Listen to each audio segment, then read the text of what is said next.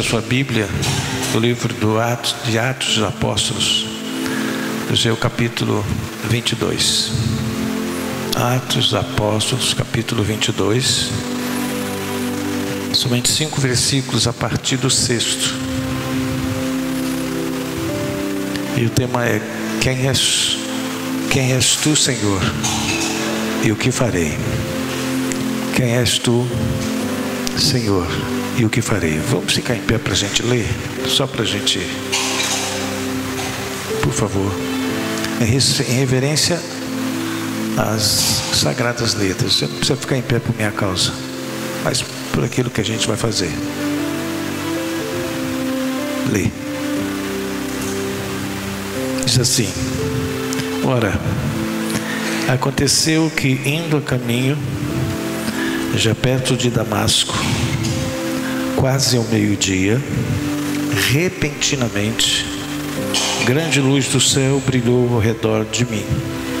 Este é o testemunho, o próprio Paulo falando. O apóstolo Paulo, ele está fazendo essa declaração. Então caí por terra, ouvindo uma voz que me dizia: Saulo, Saulo, por que me persegues? Perguntei: quem és tu, Senhor? É o que me respondeu: eu sou Jesus, o Nazareno, a quem tu persegues. Os que estavam comigo viram a luz, sem contudo perceberem o sentido da voz de quem falava comigo. Último versículo. Então perguntei: que farei, Senhor? E o Senhor me disse: levanta-te, entra em Damasco, pois ali te dirão acerca de tudo o que te é ordenado fazer.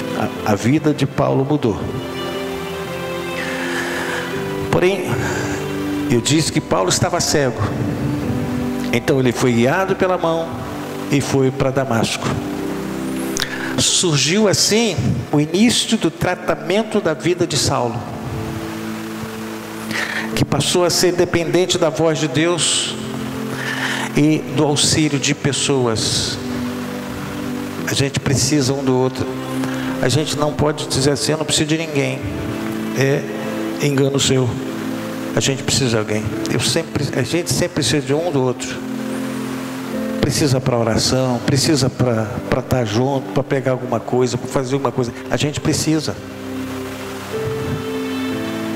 A gente precisa ter essa conexão de dependência.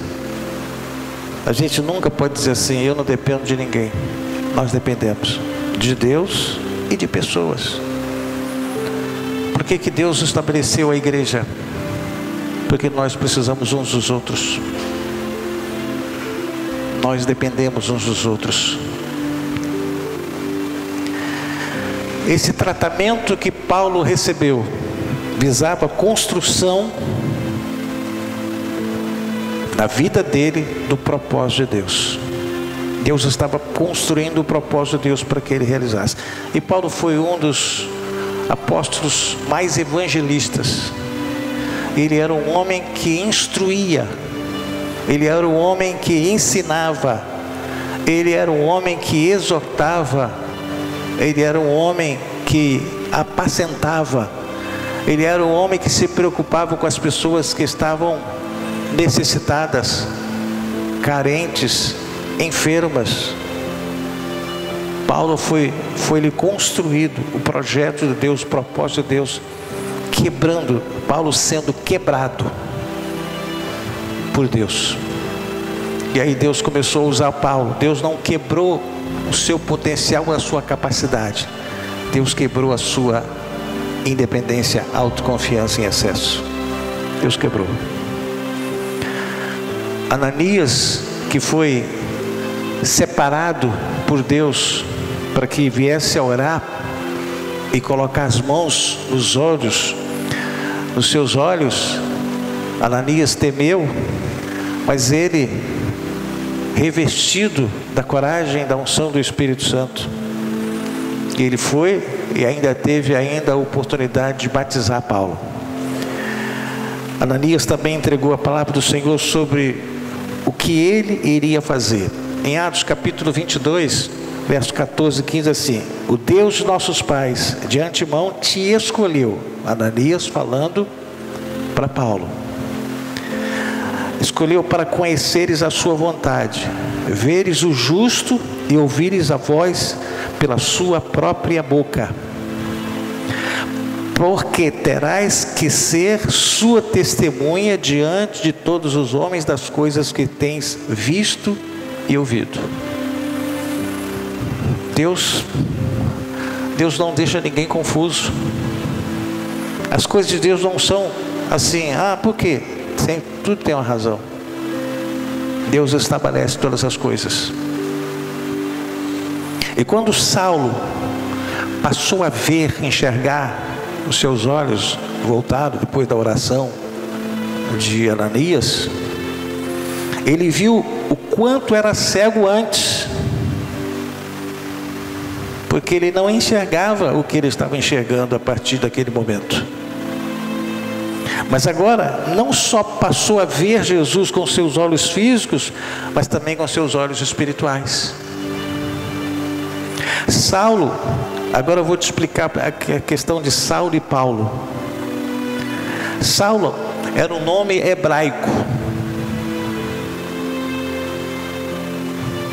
para essa pessoa, enquanto Paulo era um nome romano. Paulo era hebreu, mas também era romano. Nos tempos antigos, era relativamente comum ter dois nomes, ter mais de um nome.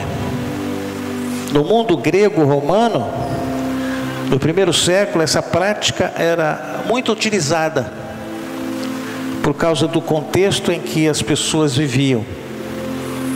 E aos irmãos de Gálatas, Paulo também, ele testemunhou. Olha o que ele escreveu, Gálatas capítulo 1, versículo 15 e 16. Quando, porém, ao que me separou antes de eu nascer, olha só, Paulo, a consciência que Paulo adquiriu, ele já estava dizendo que ele estava sendo separado por Deus antes dele nascer. Ele enxergou, começou a enxergar coisas que ele achava que não existiam. Ele disse: antes de eu nascer, e me chamou pela sua graça, aprouve. Versículo 16: revelar seu filho em mim, para que eu pregasse entre os gentios sem detença, não consultei carne e sangue. Eu estou apresentando a você o apóstolo Paulo, o homem que foi escolhido desde antes dele nascer. Deus já tinha estabelecido.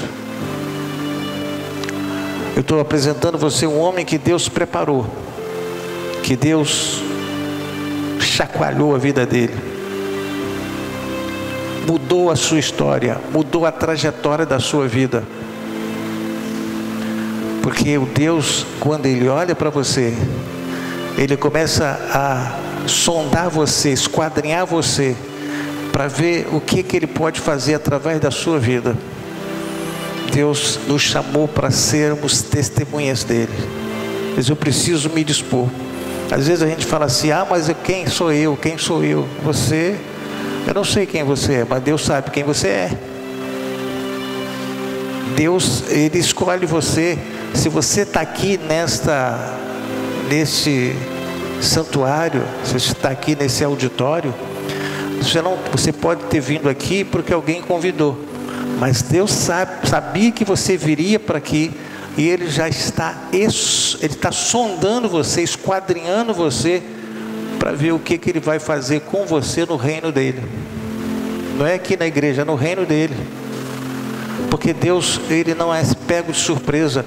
Deus sempre olha para o homem, e o intuito de Deus é sempre salvar o homem, depois usar o homem, depois abençoar o homem, depois enriquecer na sua alma com a presença dEle, com a graça dEle, com o amor dEle.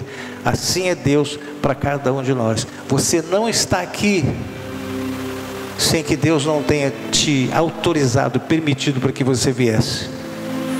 Deus está com um propósito na sua vida. Deus tem um propósito na sua vida. Você não veio para cá simplesmente para passar alguns momentos da sua vida religiosa. Você não está aqui simplesmente por acaso. Você está aqui porque Deus preparou esse momento para você estar aqui. Alguma coisa Deus tem para você. Ninguém está aqui. Você pode ter vindo a passeio, mas o seu passeio acabou, porque Deus está dizendo assim: eu sei quem você é.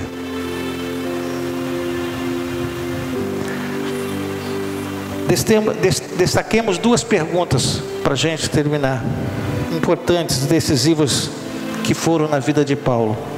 Volto a perguntar, volto a dizer: quem és tu, Senhor? Que farei, Senhor?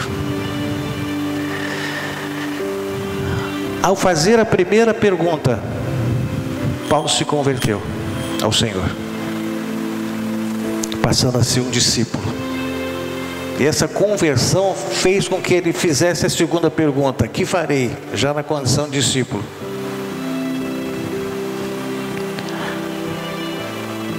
E disse: você vai até Damasco, porque a partir de Damasco Deus começou a preparar Paulo para eles fazer discípulos.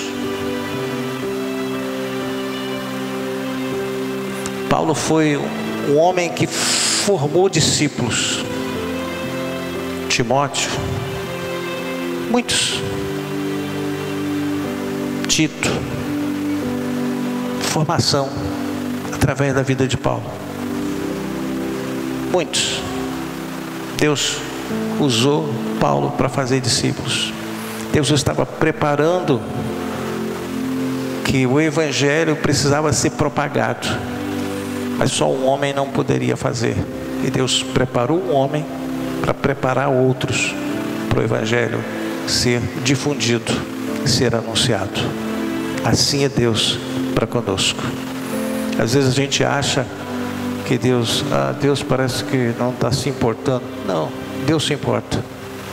Deus está olhando para você, e Deus está buscando uma oportunidade para abençoar você e usar você.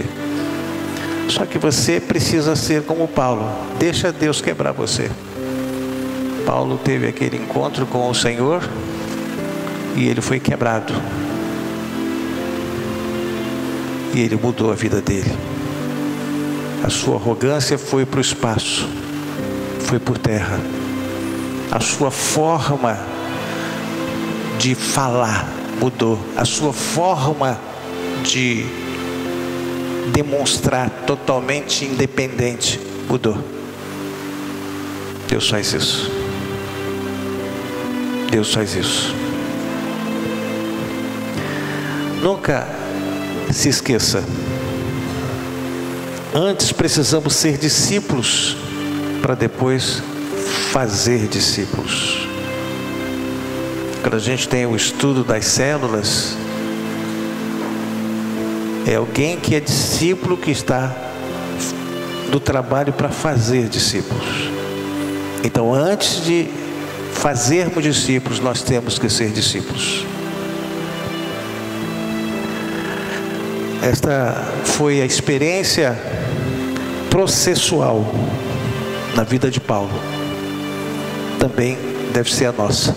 Processo. Deus age processualmente. Paulo tinha um grande princípio na vida dele, que ele expressou nestas poucas palavras de Gálatas 2:20, quando ele diz: logo, já não sou eu quem vive, mas Cristo vive em mim. E esse viver que agora vivo,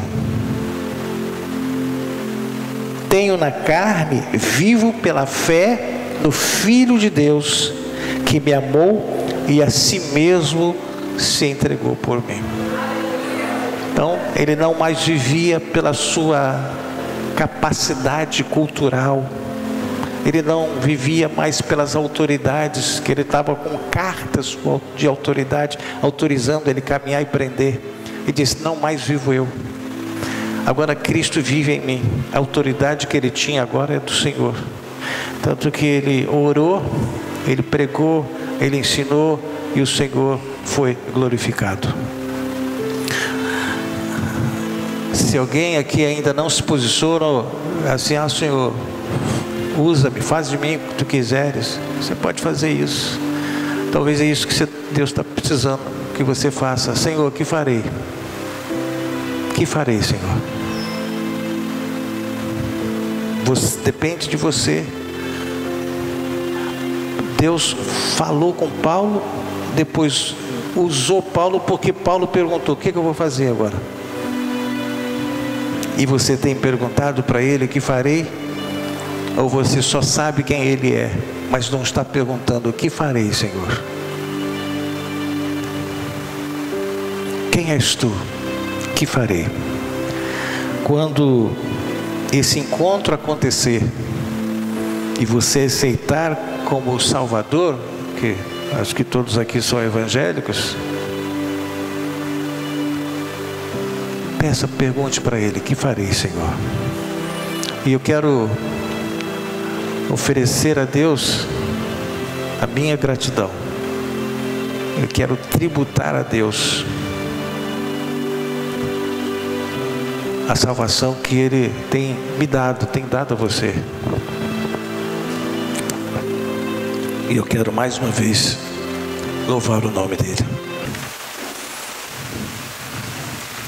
Você ficar em pé para a gente orar. Pai, no nome de Jesus,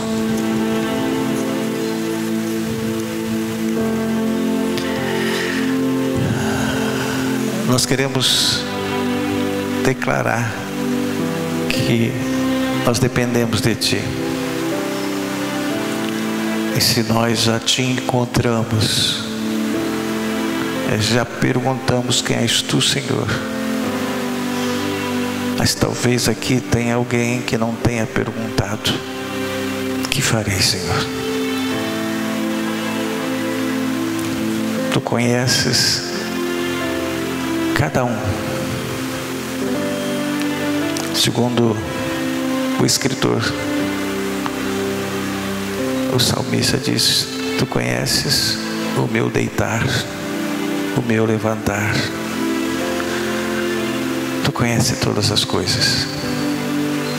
Então, Senhor, que haja um mover na vida dos teus filhos que estão aqui, e que sejam impulsionados através do reconhecimento daquilo que Cristo já fez, já nos perdoou, já nos salvou, mas que nós possamos ter a impetuosidade de Paulo, que disse: que farei, Senhor?